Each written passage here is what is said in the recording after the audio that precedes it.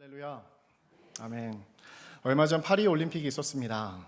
이번에 우리나라는 금메달 13개를 따며 종합순위 8위라는 귀한 성적을 거뒀습니다.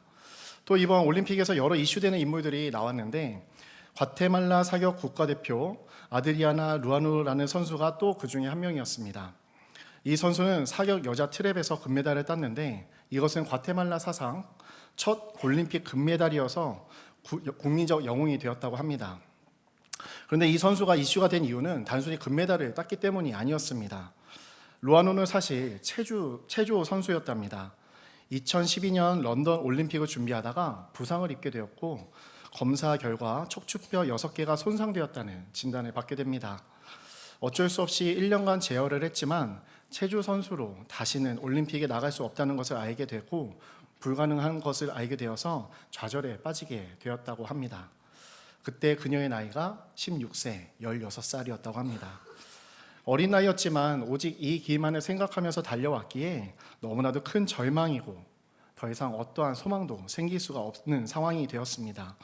그런 그녀에게 담당 의사는 너무나도 좌절해 있는 그녀에게 이제 체조는 못하지만 그래도 사격은 해볼 수 있지 않냐며 그냥 그런 이야기를 한번 해주는데 그 이야기가 그녀의 인생을 바꾸게 됩니다. 루아누는 종목을 바꿔서 다시 도전을 하기 시작합니다. 그렇게 아직 준비가 덜 된 2016년 리우 올림픽에서는 자원봉사자로 올림픽에 참석을 하였고 드디어 2020년 도쿄 올림픽에 사격 선수로 출전은 했지만 안타깝게도 거기서 꼴찌를 하게 됩니다. 하지만 그녀는 포기하지 않았고 결국 이번 파리 올림픽에서 최종 우승을 하게 되었습니다.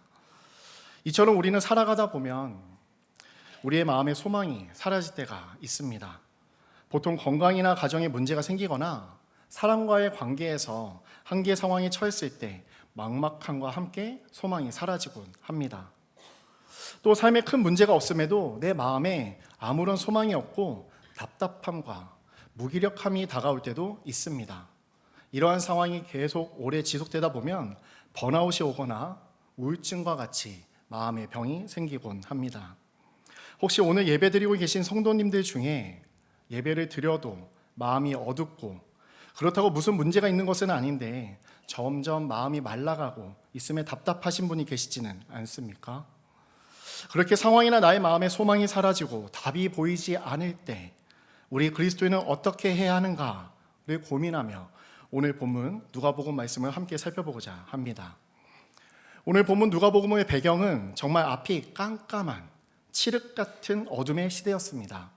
본문 5절에 보면 정치적으로는 유대왕 헤롯 때라고 나와 있습니다.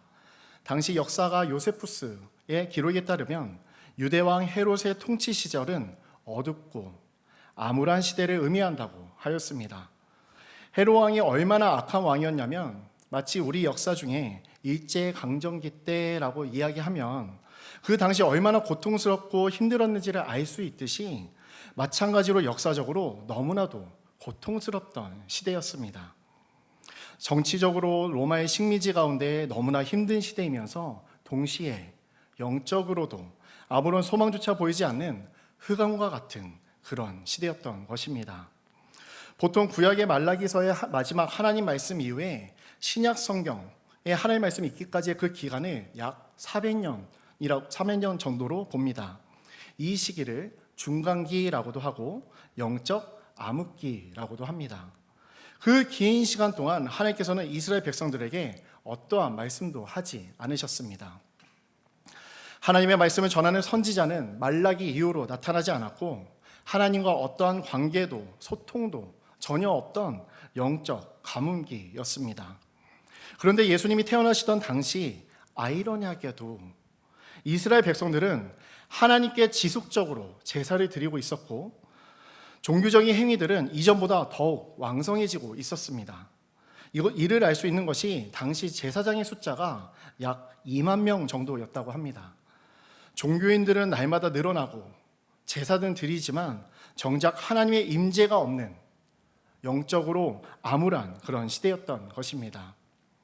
겉으로 보기에는 화려한 로마 제국의 통치를 받고 있고 성전에 수많은 제사장들과 종교 행위들은 넘쳐나지만 실질적으로 정치적으로나 영적으로 아무런 소망조차 보이지 않는 그런 암울한 시대였던 것입니다.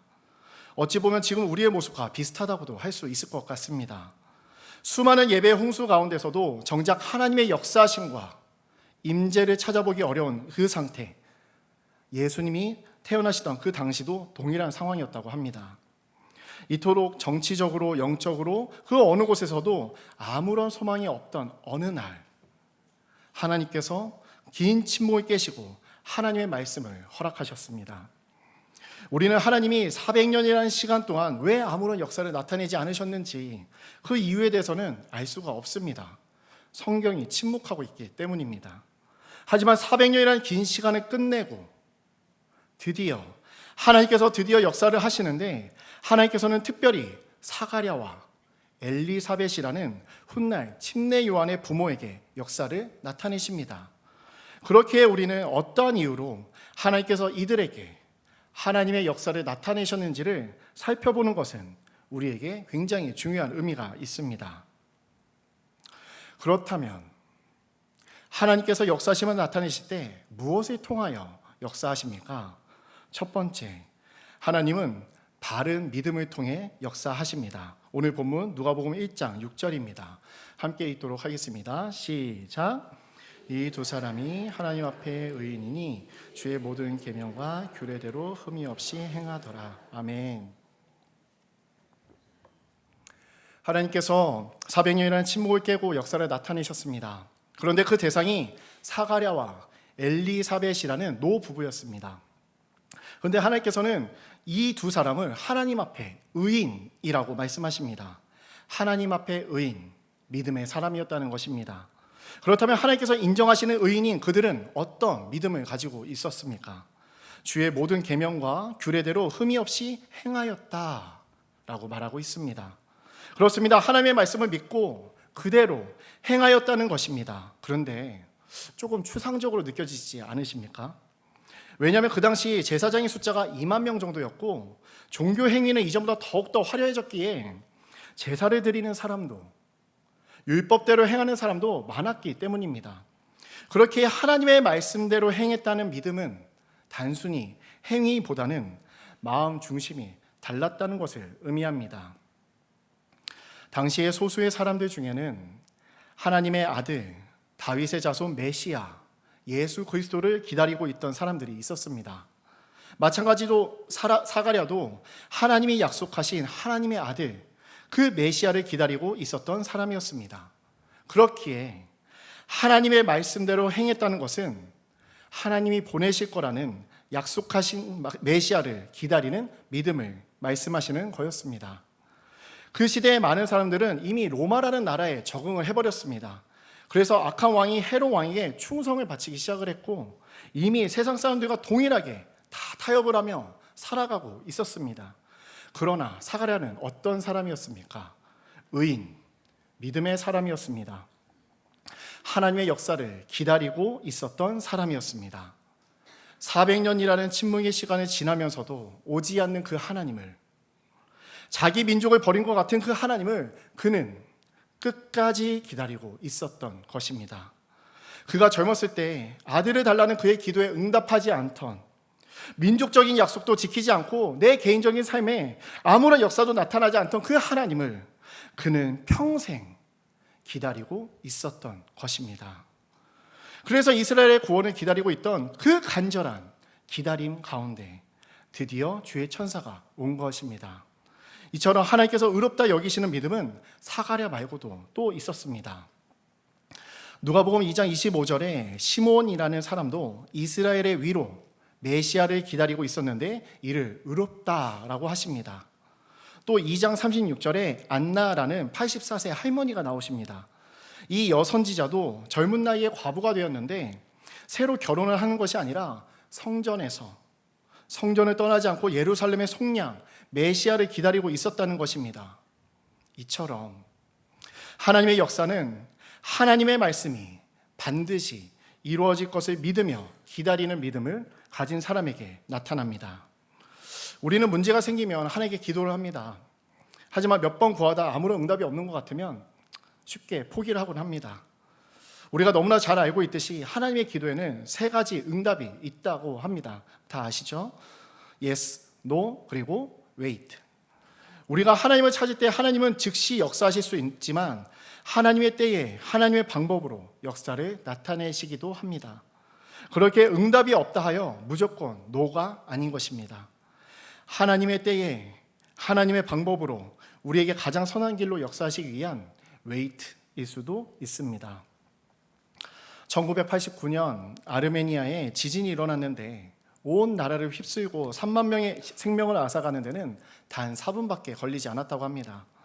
그 무시무시했던 진동이 멈추자마자 어떤 한 남성이 어느 학교로, 초등학교로 달려가기 시작했습니다. 자신의 아들을 구하기 위함이었습니다. 도착했을 때 그 남성의 눈에 비친 모습은 초토화된 모습뿐이었습니다. 돌 무더기와 건물의 파편들을 보는데 문득 자신이 아이에게 해줬던 약속이 생각이 나는 겁니다. 무슨 일이 일어나더라도 아빠가 꼭 함께 할게. 이 약속에 정신이 번쩍 나서 그는 아들이 있던 교실과 가장 가깝다고 추정되는 곳에서부터 돌을 치우기 시작했습니다. 때마침 여기저기서 구조 작업이 이루어졌습니다. 그런데 1시간, 2시간, 하루가 꼬박 지나도록 그는 그의 아이를 찾을 수가 없었습니다. 너무 늦었어요. 사람들이 그에게 말했습니다.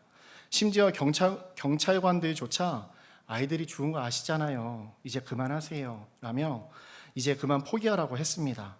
하지만 그 아버지는 포기할 수가 없었습니다. 손은 다 까지고 온몸은 지쳐갔습니다. 그럼에도 그는 멈추지 않았습니다. 마침내 38시간이 지난 후 그는 큰 돌 하나를 걷어내고 거기서 조그마한 자신의 아들의 목소리를 듣게 됩니다. 그는 아이의 이름을 외칩니다. 아르만, 아르만. 그리고 거기에 응답하는 목소리, 아빠, 저예요. 그러고 난 후 이어지는 아이의 말이 참 인상적입니다. 다른 애들한테 걱정하지 말라고 했어요. 아빠가 살아계시면 저희 구해주실 거고 그러면 너희도 살 수 있을 거라고 했거든요. 아빠가 저에게 약속하셨잖아요. 무슨 일이 일어나더라도 아빠가 꼭 함께 할 거라고요. 이사야서 30장 18절, 이사야서 30장 18절 우리 함께 읽도록 하겠습니다. 시작. 그러나 여호와께서 기다리시나니 일어나시리니 이는 너희 긍휼히 여기려 하심이라. 대저 여호와는 저희 하나님이심이라. 그를 기다리는 자마다 복이 있도다. 아멘. 사랑하는 성도 여러분, 혹시 아무리 기다려도 하나님의 역사가 나타나지 않아 실망하시고 시험 드신 분이 혹시 계십니까?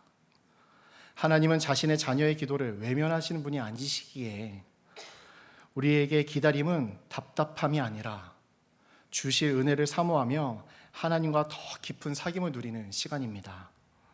기다림은 나의 삶의 모든 힘과 고집이 꺾이고 주님만 남게 되는 믿음이 성장하는 시간입니다.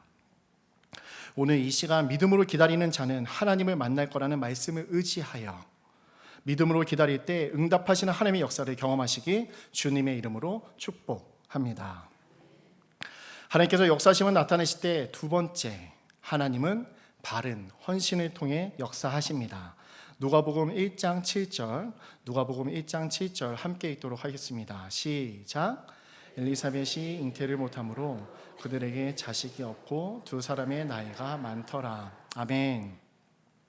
당시 사가랴와 엘리사벳의 상황에 대해 설명해 주고 있습니다. 둘 다 나이가 많아서 이제 아이를 가질 수 없는 상태가 됐는데 안타깝게도 아직 자녀가 없는 것입니다.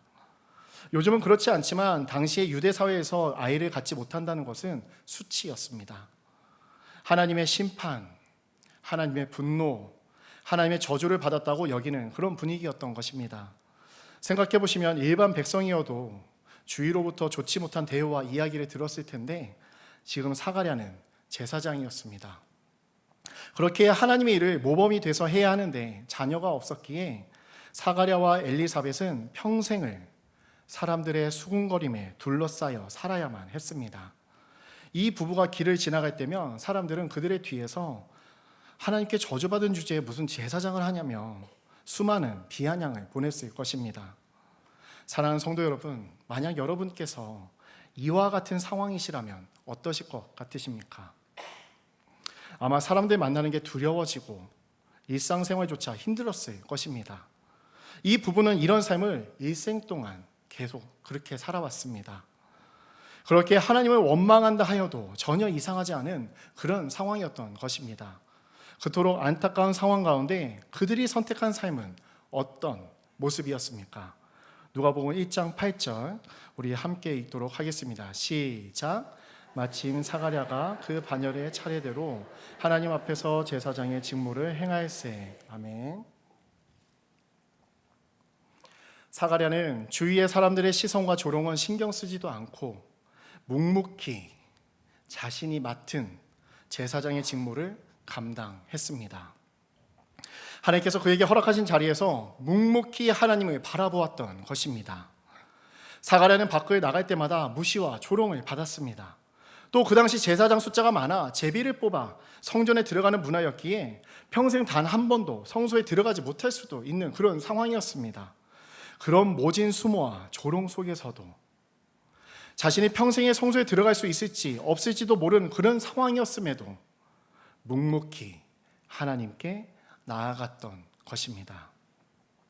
하나님께서는 이러한 사가랴의 헌신을 주목하셨습니다. 그리고 시대적으로 그리고 개인적으로 더 이상 소망이 없는 한계에 처한 사가랴에게 그의 헌신을 통해 하나님께서는 역사를 나타내 주신 것입니다. 우리는 여기서 귀한 교훈을 하나 얻을 수 있습니다. 우리의 삶에 급한 일이 생기고 어려움이 생기게 되면 우리는 가장 먼저 무엇을 하십니까? 또 그리고 무엇부터 생략을 하려 하십니까? 제가 보면 코로나 이후로 예배에 대한 성도님들의 마음이 이전과는 달라진 것은 아닌지 우려가 될 때가 있습니다. 혹시 생각나십니까? 코로나가 처음에 시작되었을 때 예배당에 들어오시지 못한다 하여서 예배당 앞에서 눈물을 흘리시며 돌아가시는 성도님들이 계셨습니다.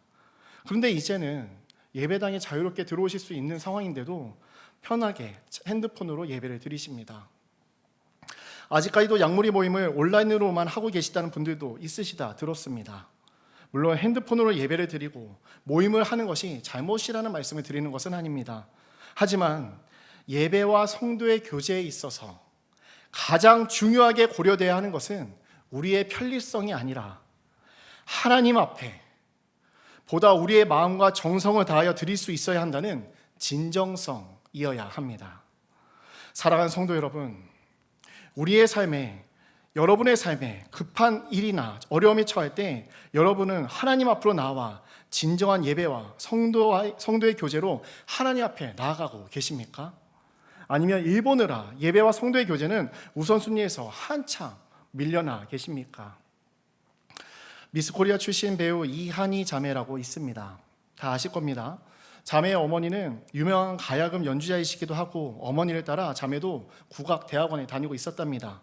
그런데 반전인 게 자매는 어릴 적부터 워낙 끼와 에너지가 넘쳐가지고 국악대학원을 다니면서 함께 유명한 연예기획사에서 아이돌 준비도 함께 하고 있었답니다. 그러니까 오전에는 국악대학원 그리고 오후에는 아이돌 연습생 생활도 함께 하고 있었던 것입니다. 그러다 하루는 어머니가 자매를 불러서 미스 코리아 대회에 한번 나가보는 게 어떻겠니? 라고 말씀하셨습니다. 근데 자매는 막 손사래를 치면서 싫다고 하였는데 결국에 어쩔 수 없이 나가게 되었습니다. 그렇게 미스 코리아 대회에 나갔는데 이상한 상황이 펼쳐지는 겁니다. 다른 후보들은 하얗고 모델처럼 사뿐사뿐 걸으며 아름다운 여성미를 뽐내는데 자매는 까무잡잡한 데다가 아이돌 연습생 준비를 해봐서인지 온몸에 잔 근육도 많고 걸으라고 하면 상남자처럼 걸으니 뭔가 다른 후보들과 조화가 되지 않더랍니다.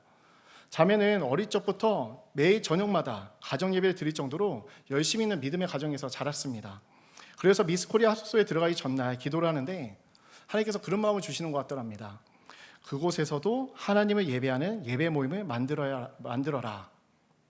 자매는 그 마음을 받고 예배를 준비하기 시작했습니다. 그래서 예배에 함께 드리자는 쪽지를 다 일일이 다 준비를 해서 그 다음날 합숙소에 들어가서 후보들에게 그 쪽지를 나눠주기 시작했습니다.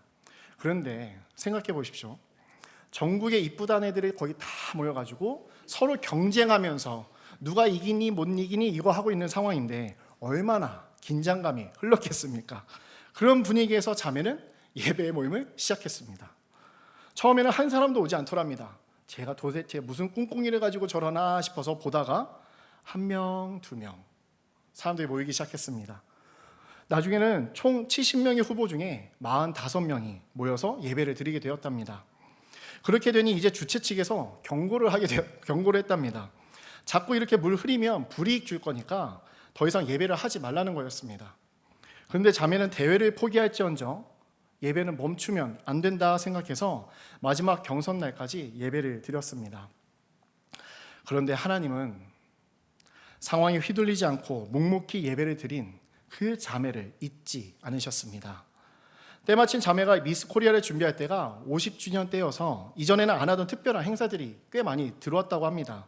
예를 들면 다 아시겠지만 그 원피스 수영복 심사가 원래 있어야 되는데 50주년이라고 갑자기 비키니 심사로 바뀌면서 자매의 까무잡잡하고 장근육이 많던 몸매가 오히려 인정을 받아서 점수를 더 얻게 되고, 또 이전에는 없던 달란트 테스트라는 것이 생겼는데 쉽게 말하면 5분 만에 준비를 해서 장기 자랑을 하는 그런 프로그램이 생겼답니다.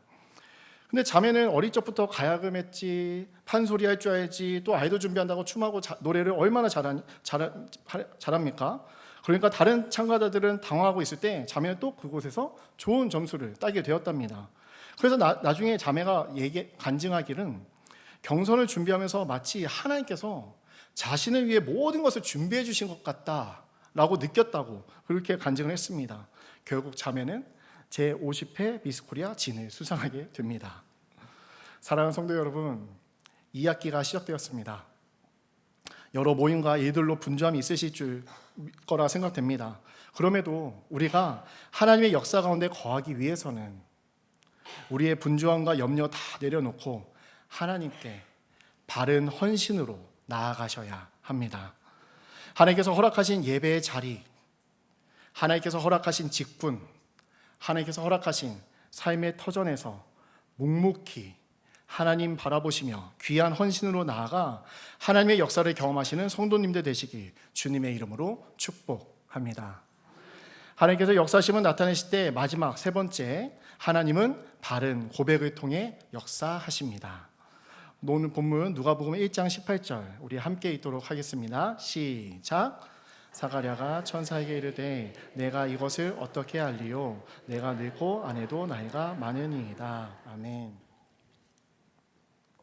사가랴에게 찾아온 하나님의 천사는 아들을 약속해 줍니다.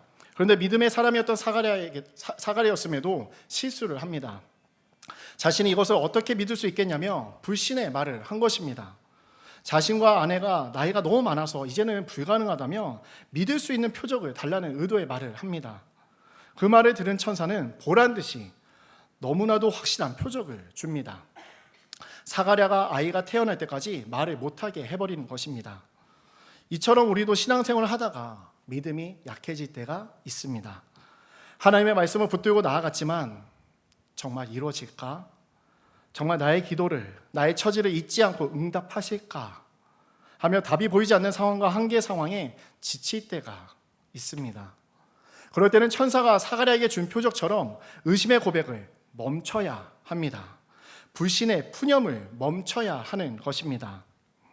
하나님의 천사가 더 이상 불신의 고백을 하지 못하도록 사가랴의 입을 막은 장면은 우리에게 귀한 교훈을 줍니다. 바른 믿음의 사람이었고 바른 헌신하던 사가랴였음에도 넘어질 수 있다는 것입니다. 실수를 하고 하나님의 뜻과 다른 불순종을 할 수 있다는 것입니다. 그런데 하나님께서는 사가랴의 실수와 연약함을 덮으시고 하나님의 약속을, 하나님의 역사하심을 끝까지 나타내십니다. 이것이 하나님의 은혜입니다. 혹시 하나님 앞에 자신이 너무나도 부족하고 연약하게만 보이십니까? 끊지 못하는 죄로 인해 좌절하고 계십니까? 하나님께서 그 연약함과 부족함을 만지실 줄 믿습니다. 하나님은 우리의 부족함과 연약함을 회복시키시고 마침내 우리를 향한 하나님의 뜻을, 하나님의 역사하심을 나타내십니다. 그것이 하나님의 큰 구원이고 측량 못할 하나님의 사랑이며 끝이 없는 하나님의 은혜인 것입니다. 그렇게 아무런 말을 하지 못하게 된 사가랴는 집으로 돌아가게 됩니다. 그런데 상상해 보시면 집에 있던 엘리사벳에게 보여진 사가랴의 모습이 어땠을 것 같으십니까? 아마도 아무런 말은 못하지만 춤을 덩실덩실 추고 있지 않았겠습니까? 얼굴에는 한박 웃음에 기쁨을 감출 수가 없는 모습이었을 것입니다. 그런 남편을 보면서 당혹스러워하는 아내에게 사가랴는 서판에 글을 써서 하나님이 우리에게 아들을 주실 거라고 약속하셨다고 말을 해주었을 것입니다. 얼마나 뜬금없는 소리였겠습니까? 그런데 어느 날부터 잠이 막 쏟아지는 겁니다. 막 먹고 싶은 것이 막 생기기 시작합니다. 그러면서 엘리사벳의 배가 차차 불러오기 시작합니다. 성경에서는 임신하고서 5달 동안 숨어 있었다고 적혀 있습니다. 아이를 가질 수 없을 정도로 늙은 엘리사벳은 자신이 임신을 한 것도 의심이 됐었지만 남편은 말도 못하고 있지, 자신은 배가 불러가지, 이 상황을 도대체 어떻게 받아들여야 할지 혼란스러운 시간을 보내고 있었던 것 같습니다. 그런데 5달이 지난 후 엘리사벳은 하나님 앞에 고백을 합니다. 누가복음 1장 25절 함께 읽겠습니다. 시작. 주께서 나를 돌보시는 날에 사람들 앞에 내 부끄러움을 없게 하시려고 이렇게 행하심이라 하더라. 아멘. 젊은 날부터 받아왔던 온갖 수치와 모욕이 파노라마처럼 지나갔을 겁니다. 늙은 나이에 임신을 했다는 것도 놀라웠지만 그보다 하나님께서 자신의 부부를 잊지 않으시고 세상적으로 불가능한 일을 허락하여 주셨음에 감사함이 더 컸을 것입니다. 그래서 하나님께서 나의 돌보시는 분이심을, 나의 부끄러움을 모두 걷어가 주시는 분이심을 고백하는 것입니다. 사랑하는 성도 여러분, 여러분은 아무런 소망이 없고 막막하고 답답할 때 어떠한 고백을 하고 계십니까? 존 비비어의 은혜라는 책에 이런 간증이 있습니다.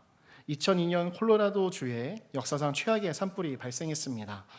헤이먼 화재라고 불리는 이 산불은 한 달 동안 이어졌는데 태움 면적이 13만 에이커, 약 526제곱킬로미터, 서울이 605제곱킬로미터니까 어마어마한 대형 참사인 산불이었습니다. 그런데 이 산불이 왜 났냐면 남편과 이혼한 여인이 전 남편이 자신한테 쓴 편지를 산에서 불태우다가 그 일이 일어난 것입니다. 이 산불이 난 곳이 존 비비어 목사님의 사역지와 멀지 않은 곳이었습니다. 사실 이곳으로 새롭게 본부를 옮긴 지 1년밖에 지나지 않은 상황이었기에 모든 가구와 집기들은 다 새로 구입해서 사역을 시작하고 있는데 산불이 난 것입니다. 산불이 난 곳은 사무실에서 11km밖에 떨어지지 않은 곳이었답니다. 산불과 사무실 사이에 램버 트레인지라는 길이 있었는데 이 불이 이 길을 넘어오기만 하면 순식간에 불바다가 될 그런 상황이었다고 합니다. 사실 자신들이 피신하려 하면 할 수 있는 시간은 있었습니다. 그런데 문제가 이 산불이 계속 번지게 되면 시 전체가 다 불태워져서 전소될 것이고 수많은 집들과 사업장들이 불타고 상하게 될 텐데 자신들만 피한다고 해서 문제가 해결될 것이 아니라고 생각이 들었답니다. 그때 하나님께서 존 비비어 목사님에게 생각나게 하시는 말씀이 있었습니다. 마가복음 11장 22절에서 24절입니다. 저희 다 같이 함께 읽어보도록 하겠습니다. 시작. 하나님을 믿으라. 내가 너에게 이르노니 그 말하는 것이 이루어질 줄 믿고 마음에 의심하지 아니하면 그대로 되리라. 그러므로 내가 너에게 말하노니 무엇이든지 기도하고 구하는 것은 받은 줄로 믿으라. 그리하면 너에게 그대로 되리라. 아멘. 믿고 의심하지 아니하면 선포한 그대로 되리라. 아멘. 존 비비어 목사님은 직원들을 다 불렀답니다. 그리고 이 말씀은 칠판에 적었습니다.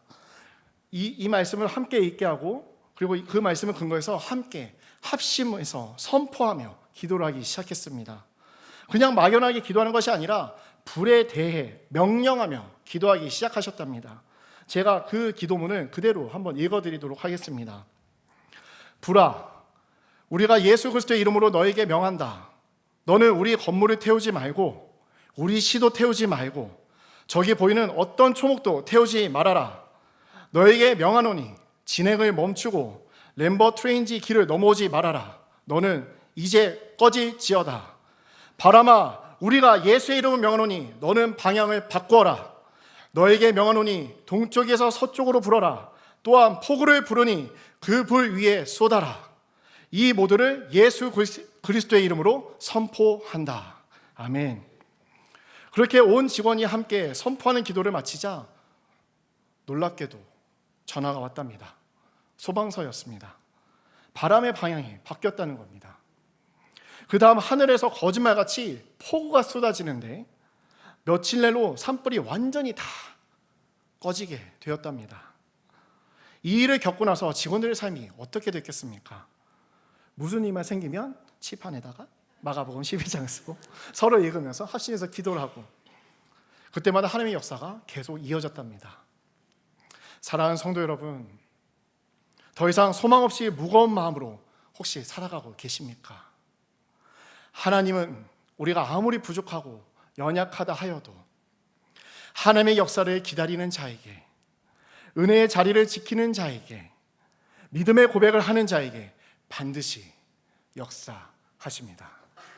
오늘 이 시간 예배드린 모든 성도님들의 삶에 묶였던 모든 문제가 풀어지고 눌리고 포로되었던 모든 상황에서 자유케 되며 내게 능력 주신 자 안에서 모든 것을 할 수 있다는 말씀의 능력이 삶의 모든 부분 가운데 나타나시길 예수 그리스도의 이름으로 축원합니다.